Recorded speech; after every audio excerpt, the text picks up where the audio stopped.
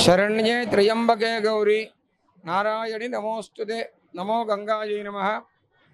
తిరుపతి గంగ జాతర పరిసమాప్తమైన తర్వాత ఈరోజు మూడవ మంగళవారం.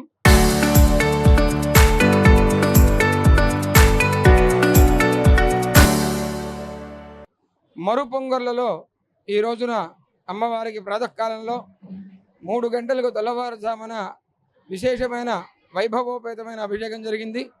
ఆ తదుపరి అమ్మవారికి ఈరోజు చెరకు గడలతో అలంకరణ ప్రత్యేకంగా నిర్వహించడం జరిగింది. చెరుకు గడలతోనే గజమాల కైలు కూడా అలంకరించాము. అమ్మవారికి చెరుకు చాలా ప్రధానమైనటువంటిది. అష్టాదశ భుజి అమ్మ, 18 భుజములు కలిగి ఉన్న ఆవిడకు చెరకు గడ ఒక ప్రధానమైన ఆయుధము.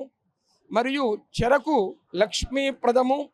మధురేణ సమాపయేత్ అని దేవత వృక్షములలో చెరకు గడుకు అత్యంత ప్రాధాన్యము సంతరించుకున్నటువంటిది. హోమములలో చెరకు హోమం చాలా విశేషమైనటువంటిది. ఇన్ని కారణముల చేత శ్రీ గంగమ్మ తల్లికి గ్రామలక్ష్మి అయిన మన ఆడపడుచు అయిన గంగమ్మ దేవతకు ఈరోజు చెరకు గడలతో ప్రత్యేకమైన అలంకరణ చేశారు. ఆ తల్లిని చెరుకు గడలు ఒక కుటీరము వలె నిర్మించబడి ఉన్నటువంటి చల్లని చలువు పందిర వలె ఉన్న ఆ గంగమ్మను దర్శించి అందరూ కూడా మోక్షాన్ని, విజ్ఞానాన్ని, సిరి సంపదలను పొందగలరు.